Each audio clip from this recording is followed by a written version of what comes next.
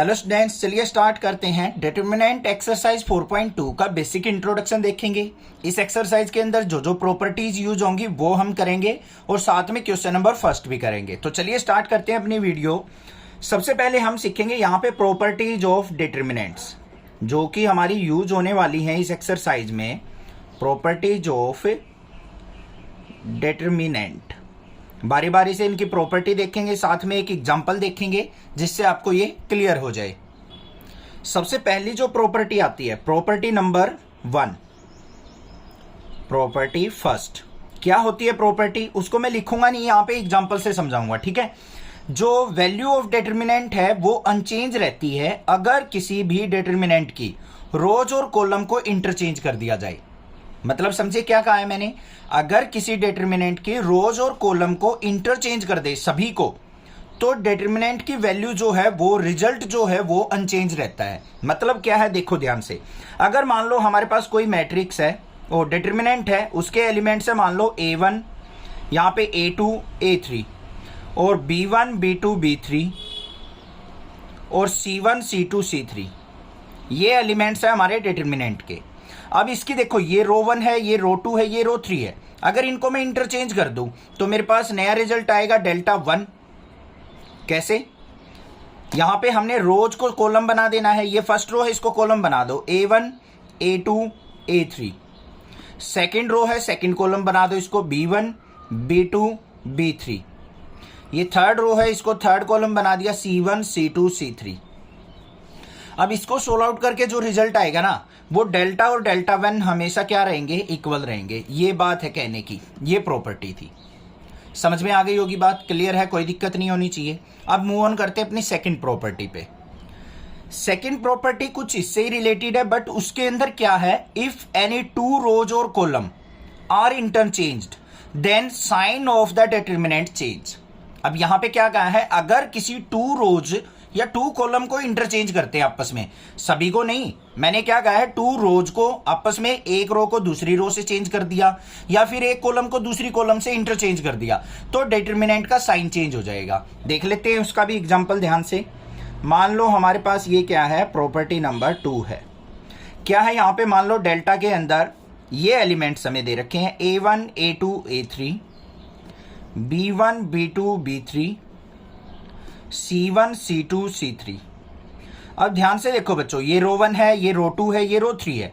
अगर किसी two rows को, मान लो R1 R2 को मैंने इंटरचेंज कर दिया, R2 को R1 की जगह ले गया, R1 को R2 की जगह ले गया, इस तरीके से एक्सचेंज कर दिया इनको, तो जो रिजल्ट आएगा ना मेरा, वो क्या आएगा, माइनस ऑफ डेल्टा आ जाएगा, साइन चेंज होके आएगा।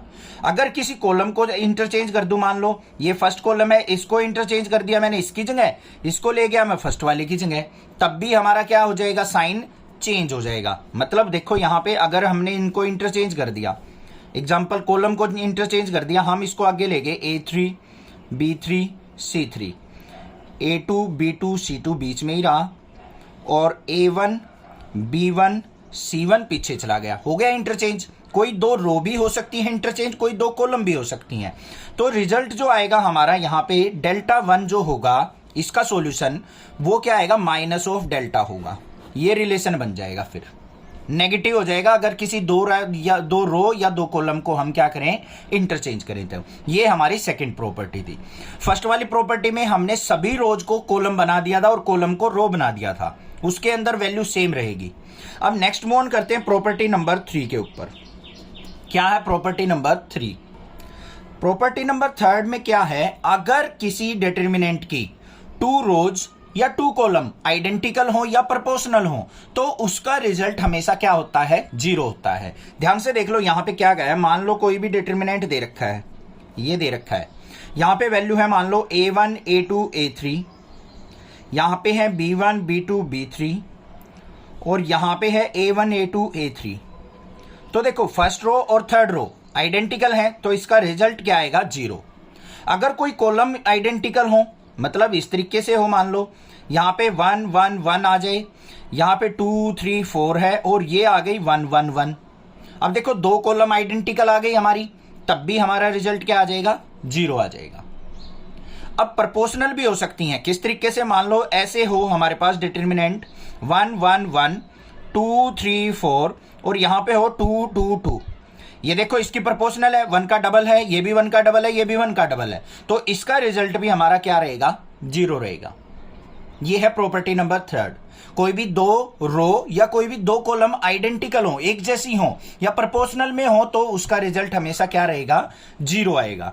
ये चीज क्लियर हो गई या नहीं होगी, कोई दिक्कत नहीं होनी चाहिए। नेक्स्ट देखते हैं प्रॉपर्टी नंबर 4 क्या है। प्रॉपर्टी नंबर 4 के अंदर क्या कहता है, वो एनसीईआरटी में दे रखी है प्रॉपर्टीज, मैं तो आपको समझा रहा हूं यहां पे, ठीक है।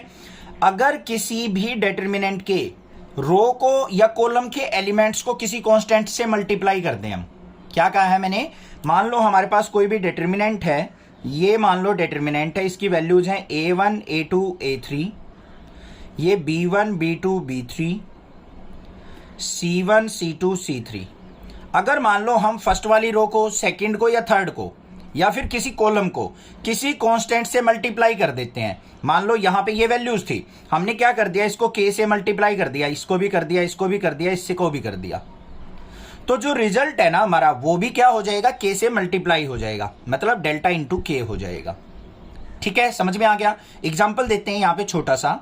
मान लो हमारे पास एक डिटरमिनेंट है 2 3 4 5, इसका रिजल्ट मान लो आ रहा है 6। अब मैंने क्या कर दिया, इसकी इस कॉलम को 3 से मल्टीप्लाई कर दिया, यहां पे भी 3 से कर दिया, यहां पे भी 3 से कर दिया, तो हमारा रिजल्ट जो है ना वो भी 3 से मल्टीप्लाई हो जाएगा, ये कहने का मतलब था। समझ में आ गई होगी प्रॉपर्टी नंबर 4 भी, क्लियर है, कोई दिक्कत नहीं है। एक और प्रॉपर्टी देखते हैं, प्रॉपर्टी नंबर 5 क्या है।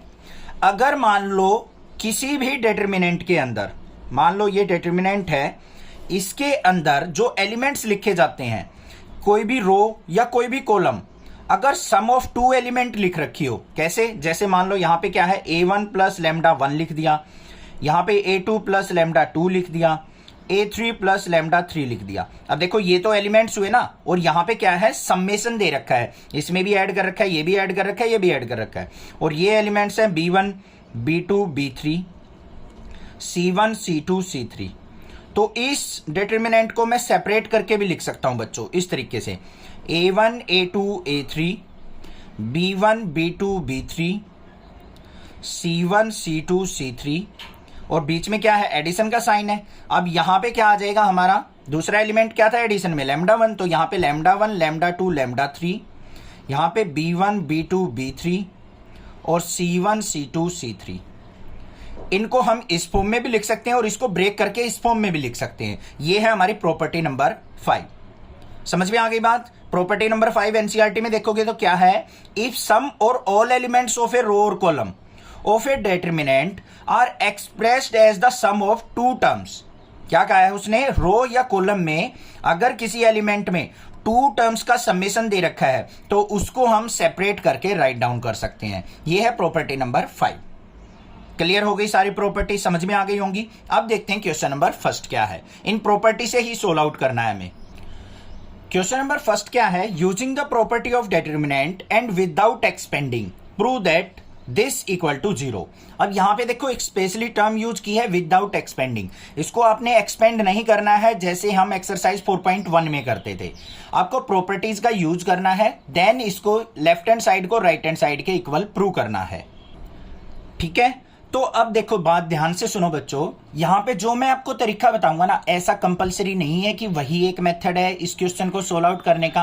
आपको अपना माइंड यूज करना है और इस पे डिफरेंट डिफरेंट प्रॉपर्टी जो आपके माइंड में काम करे ना वो यूज करके देखनी है, प्रैक्टिस करनी है, तभी क्वेश्चन आएंगे। ऐसे रटने से नहीं आएंगे कि सर ने ये प्रॉपर्टी यूज की है तो मैं भी यही प्रॉपर्टी यूज कर दूं और आंसर आ जाएगा, याद कर लूं प्रॉपर्टी को। नहीं, देखो इस क्वेश्चन को मैं आपको 2-3 मेथड से बताता हूं, 2-3 तरीके से कैसे कर सकते हैं। सबसे पहला तरीका क्या है, अभी अभी हमने प्रॉपर्टी जो लास्ट वाली समझी थी कि अगर मान लो किसी भी रो या कॉलम में 2 एलिमेंट्स का समेशन दे रखा है तो उनको हम सेपरेट करके लिख सकते हैं। तो भाई लिख दो इसको सेपरेट करके। तो कैसे लिख सकते हैं हम इसको, x y z, ये क्या है a b c। अब इसको सेपरेट करके कैसे लिखूंगा मैं, x y z लिख दिया, बीच में एडिशन का साइन है तो एडिशन, यहां पे क्या रहेगा x y z A B C, और यहां पे लाइन क्या थी, ए बी सी एड हो रखे थे, तो यहां पे थर्ड कॉलम किसकी बन जाएगी, ए बी सी की। समझ में आ गई बात, कर सकता हूं ना ऐसे।